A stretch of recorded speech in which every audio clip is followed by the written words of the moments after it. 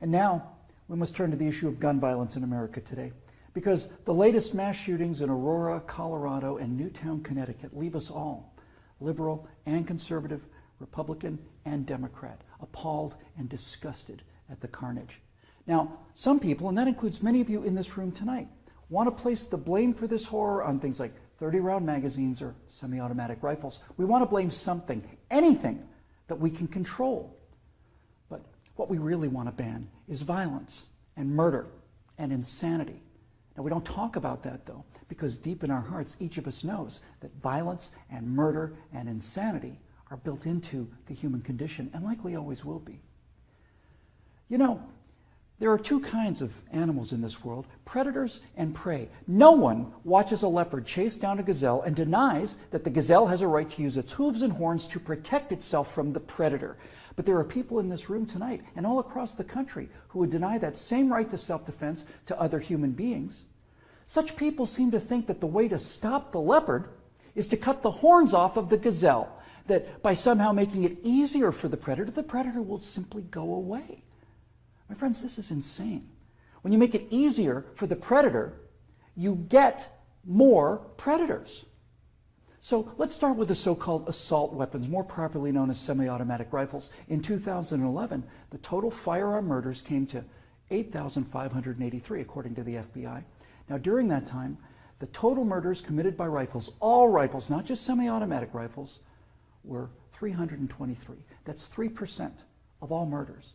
Hammers and clubs kill half again as many people as rifles. Hands and feet murder twice as many. And knives kill 5 times more Americans than all rifles combined.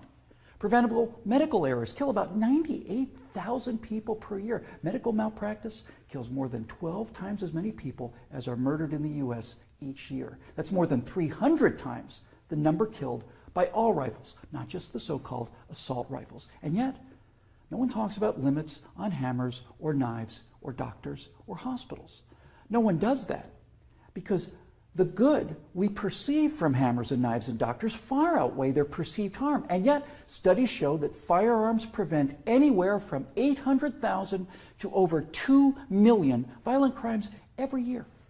The lowest estimate means that 100 times more violent crimes were prevented with firearms than the total murders committed with firearms. That's 100 times as many. Now, in October of 2007, Amanda Collins was walking to her car after a night class at the University of Nevada at Reno. Amanda had a concealed carry permit for her 9mm Glock that she carried for self-defense. Unfortunately for Amanda, UNR is, like most college campuses, a gun-free zone. So, like the law-abiding citizen that she is, she did not have her gun with her in this gun-free zone when she was attacked by James Bila.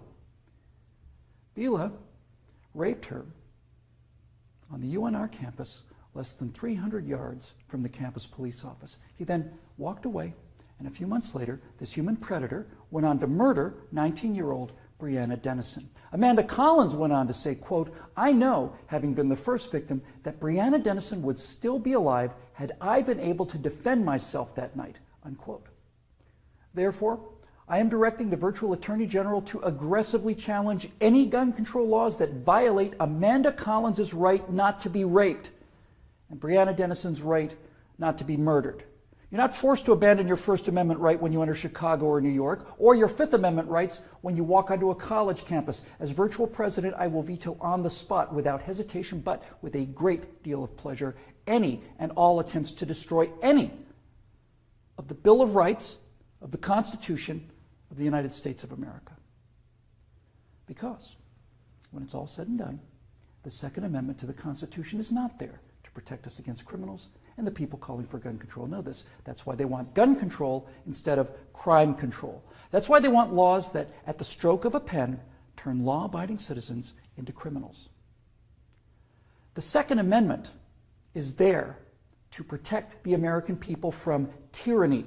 The Second Amendment is there to protect the American people from politicians. The Second Amendment is there to protect the American people from us.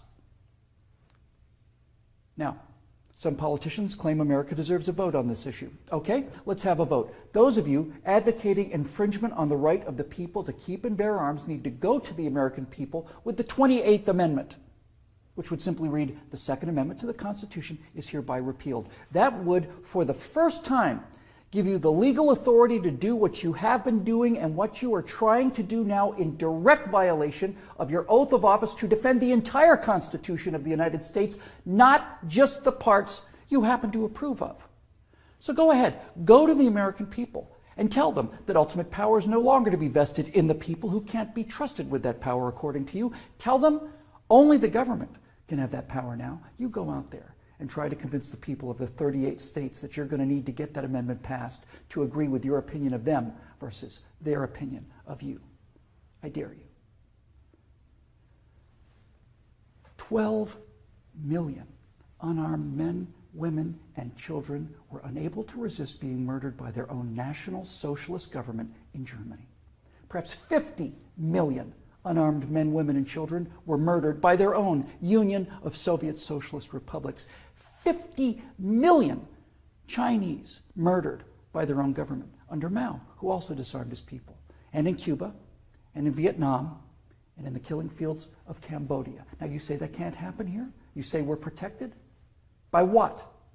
By the Constitution that you're in the process of destroying? You are in violation of your oaths of office by so much as introducing this legislation, let alone passing it. My fellow Americans, the previous inhabitants of this chamber watched as 100 million people were murdered after being disarmed by their own governments. Every single one of those men, women, and children were as real and precious and irreplaceable as the children at Newtown. And I tell you here and now that I will be damned if I will let that happen to the American people.